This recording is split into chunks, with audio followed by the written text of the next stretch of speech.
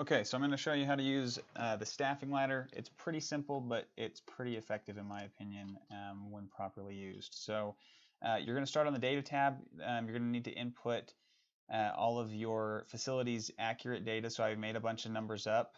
So I put in that our DON makes $120,000 a year, ADON 85, MDS 94. And then I made up a bunch of different numbers for our CNAs. I got a lot of their names and whatnot out of ADP, which makes it pretty simple to be able to input. I would recommend getting it out of ADP. It's the quickest way to be able to get the rate as well as all your employees, because you're going to reference them later in the staffing ladder. So you put all the data in there, so just their name, their title, and their pay rate to keep it easy to track. And then over on the week tab, so I've divided it out into week 1, week 2, week 3, week 4, and week 5, obviously. So at least that's how our building runs. Is we do Jenny does about a 5-week schedule.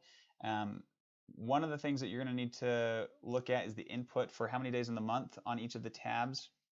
That'll mostly just affect the salaried employees to figure out how many dollars are being allocated for that day's PPD. So over here, though, the only things that you're going to touch are the name of the person that you've got. So I've extended it out and inserted quite a few more tabs for some of the bigger buildings like Pioneer and Sundance and Silver Heights to be able to put down how many nursing staff they have.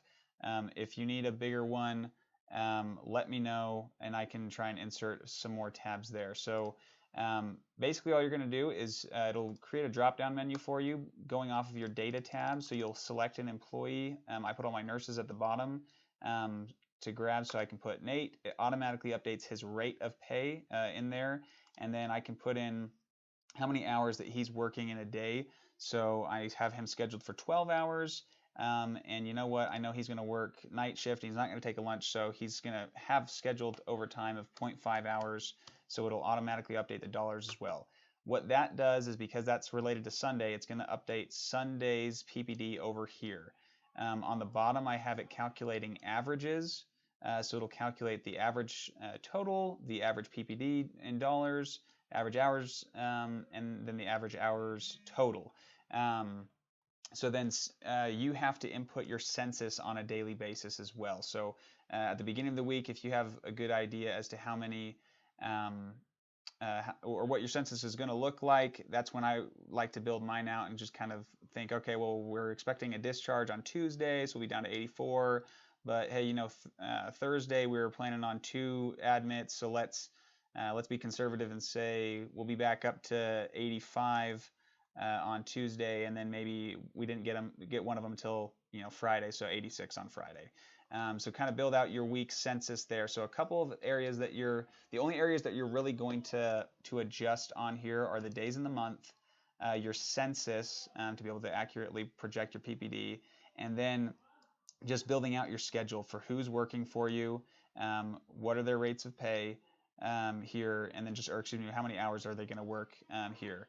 So then any hours of overtime need to be added in here, especially if it's planned overtime. So if you've got somebody who's, say, working, it's Thursday and they've already worked, 3 days this week and they've worked 3 12s, they're going to hit some overtime.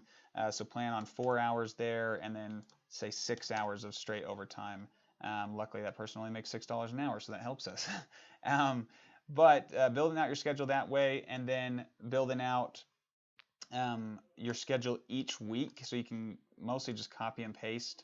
If you run by the same schedule each week, you can copy and paste that from week to week just in these tabs. Though, do not copy and paste the whole thing, otherwise it'll screw up your spreadsheet. So just the inputted areas. So again, the only areas that you're going to really input in are days of the month, census, the position, so who it is, or the employee, I guess, and then what hours they're going to work, and any overtime if necessary.